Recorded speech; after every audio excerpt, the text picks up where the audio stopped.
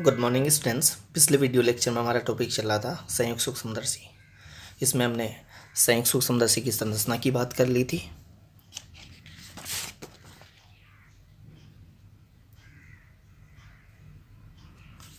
उसकी प्रतिबिंब निर्माण की बात कर ली थी, कार्यविधि की बात कर ली थी कि कैसे संयुक्त सूक्ष्मदर्शी जो है वो किसी सूक्ष्म बिंब का आवर्धित प्रतिबिंब बनाता है, किसी सूक्ष्म बिंब के लिए कैसे वो बड़ा प्रतिबिंब बनाता है।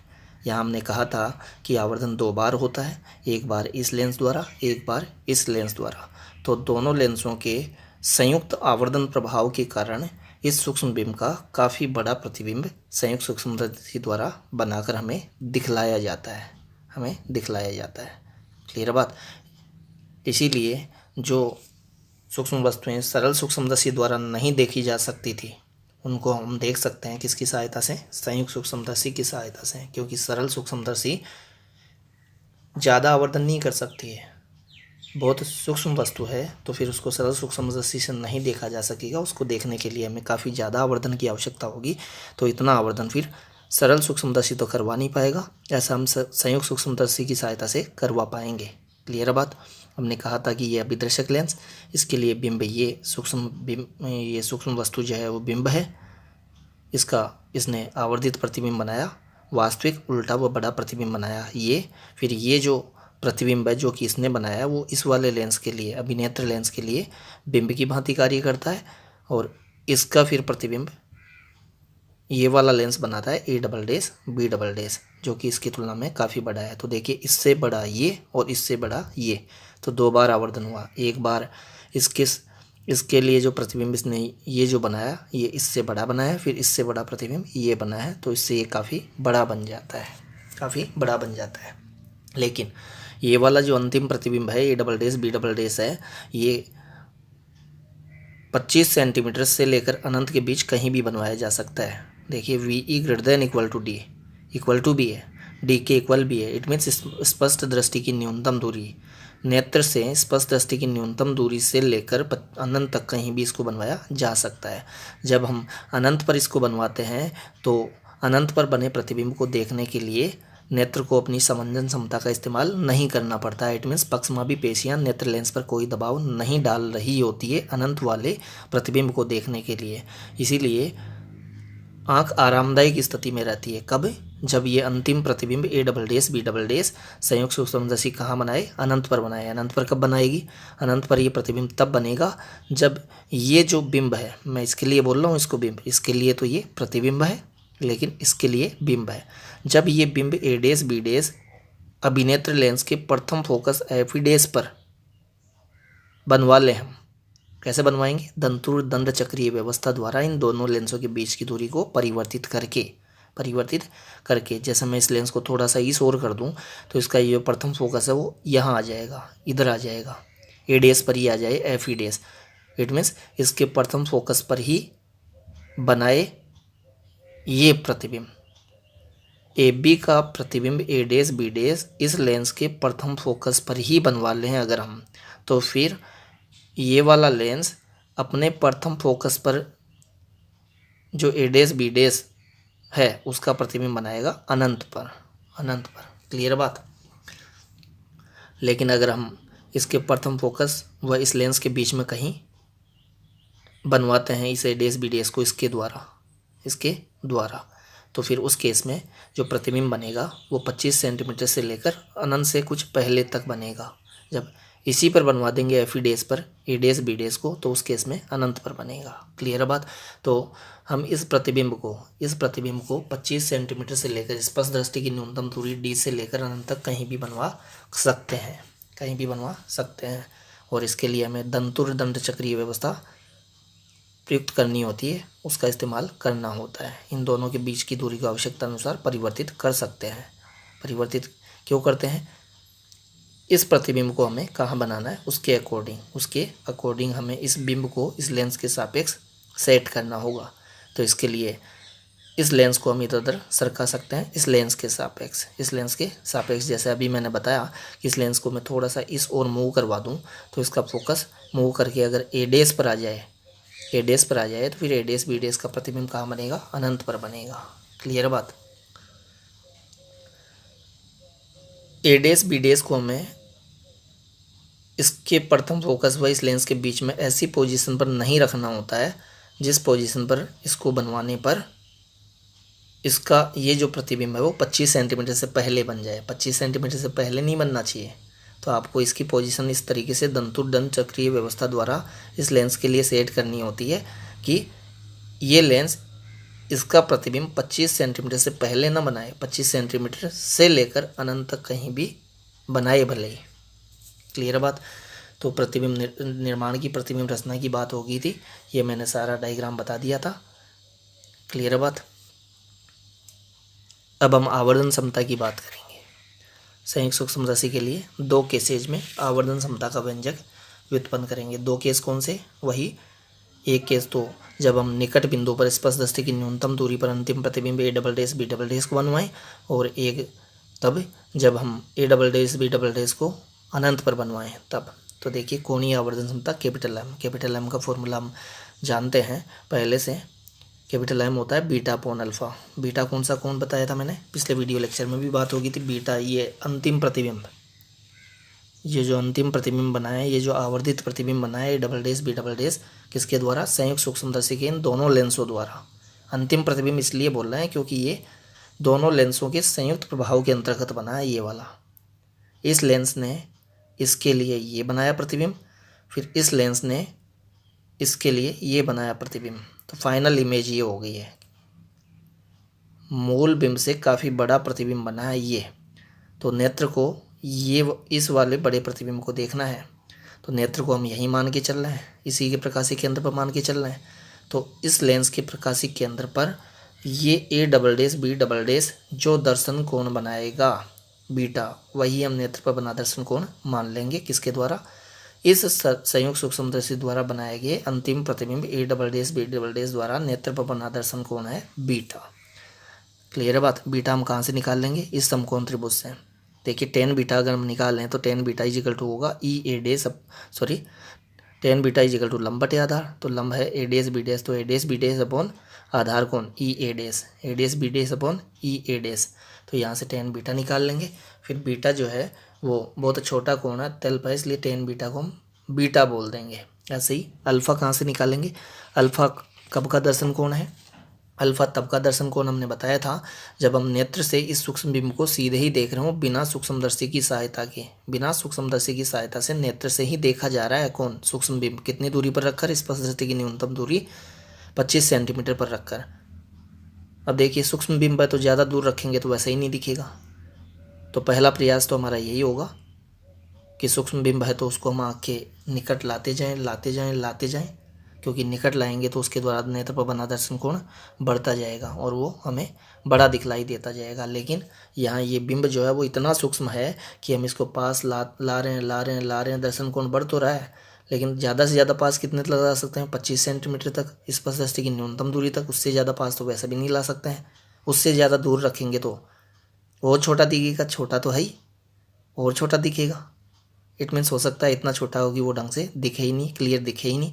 तो दूर तो रखना नहीं है हमें, नेत्र के ज़्यादा से ज़्यादा पास रखना है। लेकिन नेत्र के ज़्यादा से ज़्यादा हम कितना पास रख सकते हैं? 25 सेंटीमीटर पास तक ही रख सकते हैं। इससे ज़्यादा पास वैसे नहीं रख सकते, क्योंकि उससे ज़्यादा पास रखेंगे तो बड़ा तो दिखेगा लेकिन स्पष्ट नहीं दिखेगा। क्लियर बात। तो हमें बड़ा भी देखना है और स्पष्ट भी देखना है। तो हम ज़्यादा से ज़्यादा कितना पास रख सकते हैं? 25 सेंटीमीटर पास रख सकते हैं। अब 25 सेंटीमीटर पास रखने पर भी वो हमें स्पष्ट नहीं दिख रहा है, इसीलिए तो हमें संयुक्त सूक्ष्मदर्शी द्वारा इसका बड़ा प्रतिबिंब बनाने की आवश्यकता हुई है। क्लियर है बात। तो ये अल्फा कोण कब है? जब हम 25 सेंटीमीटर दूरी पर उस सूक्ष्म बिंब को रख कर देख रहे हैं। और 25 पर ही क्यों रखते हैं मैंने बता दिया, इससे ज़्यादा पर रखेंगे तो ये पहले से छोटा बिंब है, छोटा बिंब तो है ही। 25 से ज़्यादा पर रखेंगे तो और छोटा दिखेगा। तो हमें तो इसको बड़ा देखना है। बड़ा हम ज़्यादा से ज़्यादा बिना लेंस के कितना बड़ा देख सकते हैं? 25 पर रख कर ही देख सकते हैं, क्योंकि इससे ज़्यादा पास तो ला नहीं सकते। क्लियर बात। इसीलिए 25 पर लिया है, 25 पर लिया है हमने। तो यहाँ से हम टेन अल्फ़ा निकाल लेंगे। टेन अल्फ़ा निकालेंगे तो टेन अल्फ़ा इजिकल टू लंब बटे आधार। लंब है ए बी, आधार है ई ए। तो फिर टेन अल्फ़ा को हम अल्फ़ा बोल देंगे, क्योंकि अल्फ़ा तल्प है। तल्प क्यों है? क्योंकि ये बहुत सूक्ष्म आकार का बिंब है। बहुत सूक्ष्म आकार के बिंब द्वारा नेत्र पर बनाया गया दर्शन कोण छोटा ही होगा। तो अल्फ़ा तल्प है, तो टेन अल्फ़ा को हम अल्फ़ा बोल सकते हैं। तो इस त्रिभुज से हम टेन अल्फ़ा निकाल लेंगे, उस टेन अल्फ़ा को हम अल्फ़ा बोल देंगे, और इस वाले त्रिभुज से हम टेन बीटा निकाल लेंगे और उस टेन बीटा को बीटा बोल देंगे। तो हमें अल्फ़ा मिल जाएगा, बीटा मिल जाएगा, बीटा अपॉन अल्फ़ा करके हम कैपिटल एम निकाल लेंगे, कोणीय आवर्धन समता निकाल लेंगे संयुक्त सूक्ष्मदर्शी के लिए। क्लियर है बात। अब देखिए इस बीटा को मैं अत्यल्प क्यों बोल रहा हूँ। देखिए बीटा अल्फ़ा से तो बड़ा है, क्योंकि अल्फ़ा हमने कौन सा कोण बताया, अल्फ़ा हमने कोण बताया है 25 सेंटीमीटर पर। जब हमने उस सूक्ष्म बिंब को आँख से रखा था, देखा था, तब इसके द्वारा बनाया गया दर्शन कोण है। अब इसमें भी हम 25 पर ही तो बनवा रहे हैं इस प्रतिबिंब को, 25 पर ही बना समझिए। अभी 25 सेंटीमीटर दूरी पर, स्पर्श दृष्टि की न्यूनतम दूरी पर ही बना हुआ समझिए। कहाँ से? नेत्र से। नेत्र को आप यहीं समझिए। तो यहाँ से 25 सेंटीमीटर दूरी पर ये प्रतिबिंब बना हुआ है, और 25 सेंटीमीटर दूरी पर ये सूक्ष्म बिंब था। तो ये सूक्ष्म बिंब जो है वो 25 सेंटीमीटर दूरी पर जो नेत्र है उस पर बहुत छोटा दर्शन कोण बनाएगा, क्योंकि इसका आकार बहुत सूक्ष्म है। लेकिन इस सूक्ष्म बिंब ए बी के आकार की तुलना में इसका आकार तो काफ़ी बड़ा है। तो ये अपने से 25 सेंटीमीटर दूरी पर नेत्र जो है उस पर बहुत, उसकी तुलना में बड़ा दर्शन कोण बनाएगा। उसकी तुलना में, अल्फ़ा की तुलना में तो ये दर्शन कोण बीटा बड़ा है, लेकिन वैसे बीटा भी बहुत ज़्यादा बड़ा नहीं है। क्लियर बात। इसीलिए हम बोल रहे हैं कि बीटा भी अत्यल्प है और अल्फ़ा भी अत्यल्प है। हाँ, बीटा ज़्यादा है अल्फ़ा से, बीटा अल्फ़ा से तो ज़्यादा है, लेकिन वैसे बीटा भी ज़्यादा नहीं है। क्लियर बात। तो देखिए एम का फॉर्मूला बताया, सूक्ष्मदर्शी द्वारा बनाया गया अंतिम प्रतिबिंब A double dash B double dash द्वारा नेत्र पर बनाया दर्शन कोण, जिसको हमने अभी बीटा दिखाया डायग्राम में, और ये अपोन में बताया बिंब ए बी द्वारा नेत्र पर बनाया गया दर्शन कोण, जबकि बिंब को नेत्र के निकट बिंदु ये होता है डी दूरी पर, निकट बिंदु पर रखकर उसे बिना सूक्ष्मदर्शी के सीधे नेत्र से देखा जाए, बिना सूक्ष्मदर्शी के, बिना यंत्र के देखा जाए। तो यंत्र से देखने पर जो प्रतिबिंब बनता है उसके द्वारा बनाया गया दर्शन कोण बीटा। बिना यंत्र के जब उस वस्तु को सीधे ही नेत्र से देखते हैं 25 सेंटीमीटर दूरी पर रखकर, तब जो दर्शन कोण बनता है वो अल्फ़ा बीटा अपॉन अल्फ़ा। तो यहाँ से हम अल्फ़ा निकालेंगे। क्या निकालेंगे? अल्फ़ा निकालेंगे। तो टेन अल्फ़ा इजिकल टू क्या होगा? लंब बटे आधार, लंब है ए बी, आधार है ई ए। तो यही किया है हमने। नेक्स्ट पेज पे देखिए, ये बात मैं पहले ही बता चुका हूँ कि अल्फ़ा बीटा अत्यल्प है। तो वो जो फॉर्मूला अभी हमने पिछले पेज पे देखा है, M is equal to beta upon alpha, तो मैं बीटा के प्लेस पे टेन बीटा पुट कर सकता हूँ, अल्फ़ा के प्लेस पे टेन अल्फ़ा पुट कर सकता हूँ। क्यों? क्योंकि इन समकोण त्रिभुजों से, ये जो अभी हमने समकोण त्रिभुज बताए थे, एक अल्फ़ा वाला एक बीटा वाला, उन समकोण त्रिभुज से हमें डायरेक्ट अल्फ़ा बीटा नहीं मिलेंगे, हमें टेन अल्फ़ा टेन बीटा मिलेंगे, टेन अल्फ़ा टेन बीटा मिलेंगे। इसीलिए मैंने बीटा अपॉन अल्फ़ा को ten beta upon tan alpha लिख दिया है। ऐसा हम कर सकते हैं क्योंकि अल्फ़ा व बीटा अत्यल्प होने पर बीटा के प्लेस पे टेन बीटा लिखा जा सकता है, अल्फ़ा के प्लेस पे टेन अल्फ़ा लिखा जा सकता है। क्लियर बात। ये हम क्लास 11 से जानते हैं। अल्फ़ा अत्यल्प होने पर tan alpha approx equal to alpha, beta अत्यल्प होने पर tan beta approx equal to beta होता है। क्लियर बात। ये 11 से हम जानते हैं, क्लास 11 में मैंने बताया है। तो M is equal to tan beta upon tan alpha. अब टेन अल्फ़ा कौन से समकोण त्रिभुज से? अभी पिछले पेज पे जो मैंने बताया था, ई ए बी समकोण त्रिभुज, देख लीजिए आप। समकोण त्रिभुज है ई ए बी। इस समकोण त्रिभुज में टेन अल्फ़ा इजिकल टू लंब ए बी अपॉन आधार ई ए। फिर ई ए के प्लेस पे मैं डी पुट कर सकता हूँ। तो ए बी अपॉन ई ए कौन से समकोण त्रिभुज से? ई ए बी समकोण त्रिभुज में। देखिए tan alpha equal to A B upon E A के प्लेस पे स्पर्श दृष्टि की न्यूनतम दूरी डी आ गई है, अभी डायग्राम में मैंने दिखाया। फिर समकोण त्रिभुज ई ए डैश बी डैश से, देखिए ई ए डैश बी डैश, क्योंकि बीटा कोण इस त्रिभुज में भी आ रहा है, बीटा इस त्रिभुज में भी आ रहा है, बीटा इस त्रिभुज में भी आ रहा है और इसमें भी आ रहा है। तो हम ये वाला त्रिभुज लेके चल रहे हैं, ये वाला त्रिभुज लेके चल रहे हैं।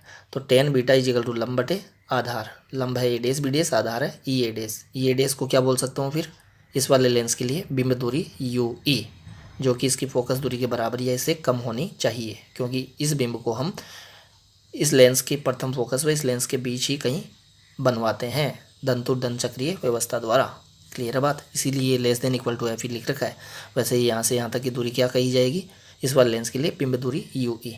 तो टेन बीटा इजिकल टू लंब बटे आधार ए dash B dash upon E A dash, फिर ई ए डैश के प्लेस पे हम यू ई पुट कर देंगे। यही किया है हमने। देखिए tan beta equal to A dash B dash upon E A dash के प्लेस पे यू ई पुट कर दिया है, यू ई पुट कर दिया है। क्लियर है। अब हमें इक्वेशन नंबर सेकंड में यहाँ टेन बीटा के प्लेस पे ये पुट कर देना है, टेन अल्फा के प्लेस पे ये पुट कर देना है। पुट कर दिया है हमने। तो देखिए A dash B dash upon U E A B upon D, तो ये उल्टा हो जाएगा तो डी ऊपर चला जाएगा और यू ई नीचे है ही, और ये A dash B dash upon A B. Clear है। अब देखिए यहाँ हमने इसको इक्वेशन नंबर थर्ड नाम दे दिया है, इसको यहाँ रोक दिया है। अब हमें A dash B dash upon A B देखना है, वो क्या है। देखिए अभिदृश्यक लेंस के लिए देखिए मैं किसकी बात करने जा रहा हूँ, A dash B dash upon A B की बात करने जा रहा हूँ। ए डेस बी डेस इस वाले लेंस के लिए प्रतिबिंब है, इस वाले लेंस के लिए प्रतिबिंब है, और ए बी इस वाले लेंस के लिए बिंब है। तो हमारे पास वहाँ स्टेप में आया A dash B dash upon A B, it means प्रतिबिंब की ऊंचाई अपॉन बिंब की ऊंचाई। प्रतिबिंब की ऊंचाई अपॉन बिंब की ऊंचाई हम जानते हैं रेखीय आवर्धन होता है किसी लेंस के लिए। तो A dash B dash upon A B जो है वो इस लेंस के लिए प्रतिबिंब की ऊंचाई अपॉन बिंब की ऊंचाई बन रहा है। प्रतिबिंब की ऊंचाई अपॉन बिंब की ऊंचाई बन रहा है, इट मीन्स इसके लिए रेखीय आवर्धन बन रहा है, रेखीय आवर्धन बन रहा है। तो देखिए A dash B dash upon A B, प्रतिबिंब की ऊंचाई अपॉन बिंब की ऊंचाई, इसको हम बोल रहे हैं रेखीय आवर्धन स्मॉल एम। कोणीय आवर्धन को बड़े एम से बताया, रेखीय आवर्धन को छोटे एम से। ये कौन से लेंस के लिए बात चल रही है, पहले लेंस अर्थात लेंस ओ के लिए, ऑब्जेक्टिव लेंस के लिए, अभिदर्शक लेंस के लिए, इसलिए मैंने नीचे एम ओ लगा दिया है। क्लियर बात। अब देखिए ये तो हमने हाइट की फॉर्म में रेखीय आवर्धन का सूत्र बताया। हमने इसी चैप्टर में रेखीय आवर्धन का सूत्र बताया है बिंब दूरी व प्रतिबिंब दूरी की फॉर्म में भी। क्या बताया था फॉर्मूला, प्रतिबिंब दूरी अपॉन बिंब दूरी। किसी लेंस के लिए रेखीय आवर्धन का सूत्र प्रतिबिंब दूरी व बिंब दूरी की फॉर्म में ये होता है। ये हम पहले इसी चैप्टर में देख चुके हैं, लेंस वाले टॉपिक में। लेंस वाले टॉपिक में जब हमने लेंस सूत्र निकाला था, तो लेंस सूत्र निकाला था उसके साथ हमने रेखीय आवर्धन भी निकाला था। वहाँ हमने बताया था प्रतिबिंब दूरी अपॉन बिंब दूरी। क्लियर बात। तो ये प्रतिबिंब की ऊंचाई अपॉन बिंब की ऊंचाई किसके इक्वल होगी, प्रतिबिंब दूरी अपॉन बिंब दूरी की फॉर्म में। ये रेखीय आवर्धन का सूत्र हाइट की फॉर्म में, ये रेखीय आवर्धन का सूत्र बिंब दूरी व प्रतिबिंब दूरी की फॉर्म में। ये हम पहले से जानते हैं, हमें पता होना चाहिए। तो देखिए A dash B dash upon A B equal to प्रतिबिंब दूरी कितनी है पहले वाले लेंस के लिए, ऑब्जेक्टिव लेंस के लिए।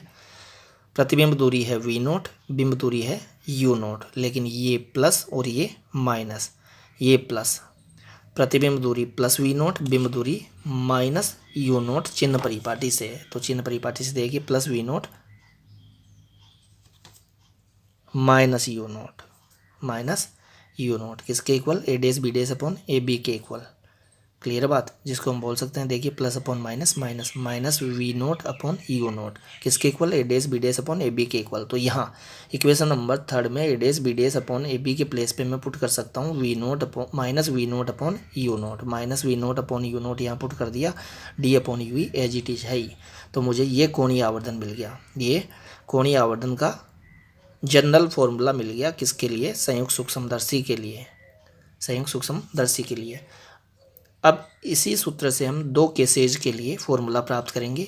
एक वो केस जब हम अंतिम प्रतिबिंब A double dash B double dash को नेत्र के निकट बिंदु पर बनवाएं, स्पर्श दृष्टि की न्यूनतम दूरी डी पर बनवाएं, और एक वो केस जब हम उस A double dash B double dash को नेत्र से अनंत दूरी पर बनवाएं। तो उन दो केसेज के लिए हम इस फॉर्मूले की फॉर्म्स प्राप्त करेंगे, इसी से बनाएंगे उन दोनों केसेज के लिए फॉर्मूला।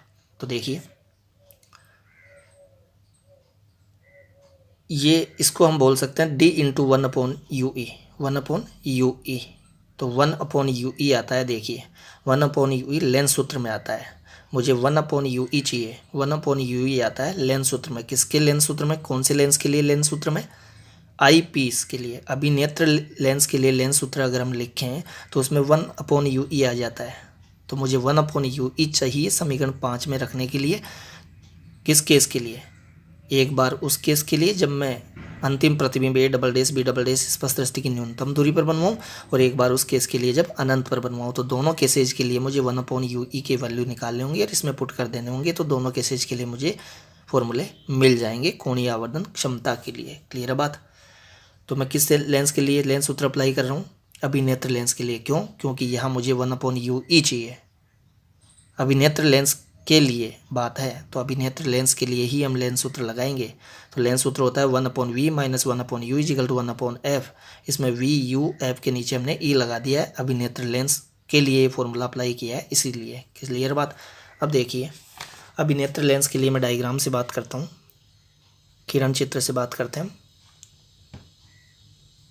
देखिए इसके लिए UE जो है वो नेगेटिव है और इसके लिए जो VE है वो भी नेगेटिव है, लेकिन VE के प्लेस पे D लेना होगा। स्पष्ट दृष्टि की न्यूनतम दूरी D पर प्रतिबिंब को बनाने की बात हो रही है इस केस में। कहाँ पर प्रतिबिंब को बनाने की बात? स्पष्ट दृष्टि की न्यूनतम दूरी पर बनाने की बात हो रही है। तो VE तो D होगा, VE D होगा, लेकिन -D इस ओर होने के कारण आपतित प्रकाश किरण की विपरीत दिशा में चलकर मापना होगा हमें इस दूरी को। तो VE के प्लेस पे -D पुट करेंगे इस लेंस सूत्र में, और UE के प्लेस पे -UE पुट कर देंगे। तो UE के प्लेस पे -UE, चिन्ह सहित ले रहे हैं इसको, चिन्ह परिपाटी का पालन करते हुए। तो VE के प्लेस पे -D, UE के प्लेस पे -UE, ये माइनस एज इट इज है ही, और ये उत्तल लेंस है तो उत्तल लेंस की फोकस दूरी तो धनात्मक ही होती है, इसलिए +FE वो धनात्मक ही होती है। क्लियर बात। माइनस माइनस क्या हो गया? प्लस हो गया, और इसको मैं इधर ले जाऊँ RHS में तो ये +1/D हो जाएगा RHS में जाकर। तो LHS में क्या बचेगा? 1/UE इजिकल टू ये उधर जाकर प्लस, तो 1/D + 1/FE। क्लियर बात। अब 1/UE का वैल्यू मुझे मिल गया है, 1/UE का वैल्यू ही चाहिए था मुझे यहाँ पुट करने के लिए, 1/UE का वैल्यू। तो यहाँ पर इक्वेशन नंबर 5 में मैंने यहाँ से 1/UE का वैल्यू पुट कर दिया है। तो m is equal to -V0/U0 D as it is, और 1/UE के प्लेस पे 1/D + 1/FE पुट कर दिया है। D को ब्रैकेट के अंदर ले जाइए तो D/D 1 हो जाएगा, और ये D × 1D हो जाएगा, तो D/FE हो जाएगा, जो कि नेक्स्ट पेज पे हमने लिखा भी है। तो m इजिकल टू फॉर्मूला मिला हमें -V0/U0 1 + D/FE। देखिए m is equal to -V0/U0 1 + D/FE। Clear बात।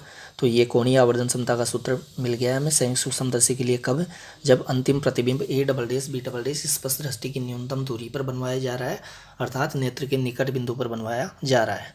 अब नेत्र के निकट बिंदु पर बनवाया जा रहा है, तो निकट बिंदु पर स्थित उस प्रतिबिंब A'(B') को देखते वक्त आंख पर अधिकतम दबाव होगा। पक्षमापी पेशियां नेत्र लेंस पर अधिकतम दबाव डाल रही होगी, तो आंख आरामदायक स्थिति में नहीं रहेगी, आंख पर अधिकतम तनाव रहेगा इस स्थिति में। क्लियर बात।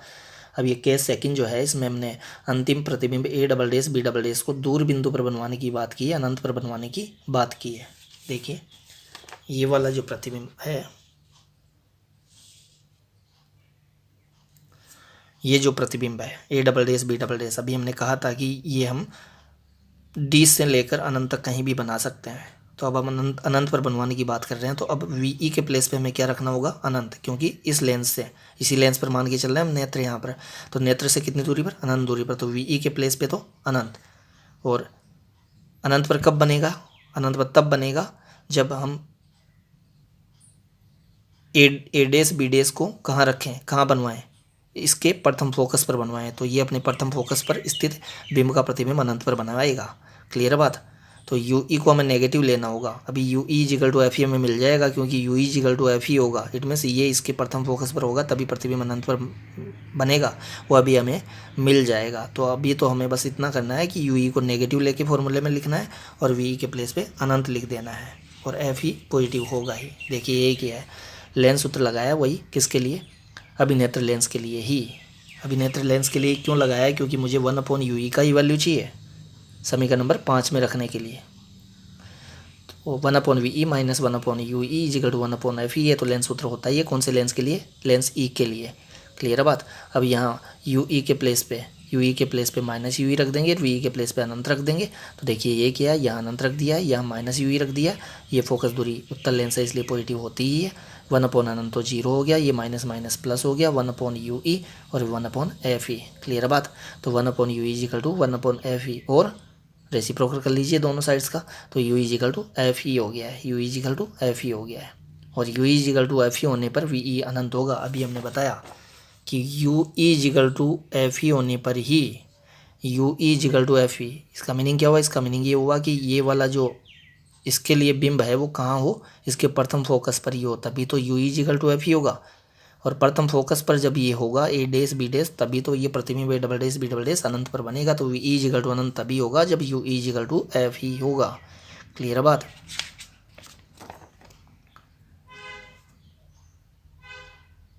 तो अब हमें समीकरण नंबर 5 में यू ई के प्लेस पे एफ ही पुट कर देना होगा। यू ई के प्लेस पे एफ ही पुट कर देना होगा। देखिए ये नहीं है, ये देखिए समीकरण नंबर 5 में यू ई के प्लेस पे इसी इक्वेशन नंबर 5 से हमने केस फर्स्ट के लिए फॉर्मूला बनाया था, इसी से हम केस सेकंड के लिए फॉर्मूला बना रहे हैं। तो यू ई के प्लेस पे एफ ही पुट कर देंगे तो फॉर्मूला बनेगा M is equal to minus V note upon U nought D upon F E. यही हमें मिला है, देखिए आप, minus V note upon U nought D upon F E. तो सेकेंड केस में हमें आवर्धन क्षमता का, कोणीय आवर्धन क्षमता का व्यंजक ये मिल गया, सूत्र ये मिल गया, फॉर्मूला ये मिल गया। क्लियर बात। फर्स्ट केस के लिए, सेकंड केस के लिए ये वैल्यू किसका ज़्यादा है, इसका ज़्यादा है, क्योंकि इसमें 1 प्लस डी अपॉन एफ ई है और ये डी अपॉन एफ ई है। क्लियर बात। जब हम स्पर्श दृष्टि की न्यूनतम दूरी पर प्रतिबिंब बनवाते हैं तो आवर्धन क्षमता का मान ज़्यादा होता है, अनंत पर बनवाते हैं तो आवर्धन क्षमता कम होती है। लेकिन अनंत पर बने प्रतिबिंब को देखने के लिए देखते वक्त नेत्र पर दबाव नहीं पड़ता है, नेत्र आरामदायक स्थिति में रहती है। पक्षमाभिपेशिया नेत्र लेंस पर कोई दबाव नहीं डाल रही होती, यहाँ विश्रांत अवस्था में रहती है, श्रांत अवस्था में रहती है, आरामदायक अवस्था में रहती है। क्लियर बात। यहाँ अधिकतम तनाव की स्थिति में रहती है। अब ये जो इक्वेशन नंबर 7 मिला है, 8 मिला है, ये हमने ऑलरेडी चिन्ह परिपाटी यूज में लेते हुए ही प्राप्त किए हैं। चिन्ह परिपाटी को यूज में लेते हुए ही प्राप्त किया है, चिन्ह सहित पुट कर दिया है। इसीलिए इनको यूज में लेते हुए जब हम कोई न्यूमेरिकल करते हैं तो इनमें यू नोट वी नोट है, इनको चिन्ह सहित नहीं रखेंगे अब, क्योंकि ऑलरेडी हम चिन्ह परिपाटी यूज में लेकर ही यहाँ तक पहुँचे हैं। तो इनमें केवल आंकिक मान रखकर ही न्यूमेरिकल सोल्व किए जाएंगे। इस बात को आपको ध्यान रखना है। यहाँ मैंने नोट में ये बात लिख दी है। क्लियर बात। अब देखिए डेरिवेशन तो हमारा कंप्लीट हो गया है। कोणीय आवर्धन क्षमता का व्यंजक हम प्राप्त कर चुके हैं दोनों केसेज के लिए। ये फॉर्मूले आपको डायरेक्ट याद होने चाहिए कि किस केस के लिए फॉर्मूला क्या है। अब संयुक्त सूक्ष्म समदर्शी की आवर्धन क्षमता बढ़ाने के लिए हमें क्या करना चाहिए वो हम देख रहे हैं। तो देखिए दोनों ही फॉर्मूलों में अपॉन में एफ ही है, अपॉन में एफ ही है। तो इसका मीनिंग ये हुआ, एफ ही क्या है, अभिनेत्र लेंस की फोकस दूरी है। तो अभिनेत्र लेंस की फोकस दूरी कम होनी चाहिए, तभी आवर्धन क्षमता ज़्यादा होगी। क्लियर बात। अभिनेत्र लेंस की फोकस दूरी कम होनी चाहिए, अभिनेत्र लेंस कैपिटल ए की फोकस दूरी एफ ही कम होनी चाहिए। क्लियर बात। हालांकि हमने कहा था कि वो अभिनेत्र लेंस की फोकस, अभिदृश्यक लेंस की फोकस दूरी से तो ज़्यादा लेते हैं हम, क्योंकि अभिदृश्यक लेंस की फोकस दूरी तो हम कम रखते हैं, उसका द्वारक छोटा रखते हैं, क्योंकि उसमें प्रकाश सूक्ष्म वस्तु से आता है। तो उसका द्वारक अगर बड़ा लिया जाएगा, उसकी फोकस दूरी ज़्यादा ली जाएगी, तो वो सूक्ष्म वस्तु से आने वाली प्रकाश किरणें बड़े द्वारक में फैलेगी और प्रतिबिंब चमकीला नहीं बन पाएगा। क्लियर बात। इसलिए इसको तो हमें पहले वाले लेंस की फोकस दूरी कम रखनी होती है, उसका द्वारक भी छोटा रखना होता है। दूसरे वाले लेंस की फोकस दूरी हमें ज़्यादा रखनी चाहिए। दूसरे वाले लेंस की फोकस दूरी ज़्यादा रखेंगे, अर्थात अभिनेत्री लेंस की फोकस दूरी ज़्यादा रखेंगे तो आवर्धन ज़्यादा होगा, कम रखेंगे तो ज़्यादा होगा। इसीलिए फोकस दूरी कम होनी चाहिए। अब देखिए यू नोट कम होना चाहिए, यू नोट क्या होना चाहिए, कम होना चाहिए, तब एम ज़्यादा होगा, तब एम ज़्यादा होगा। यू नोट देखिए आप डायग्राम में,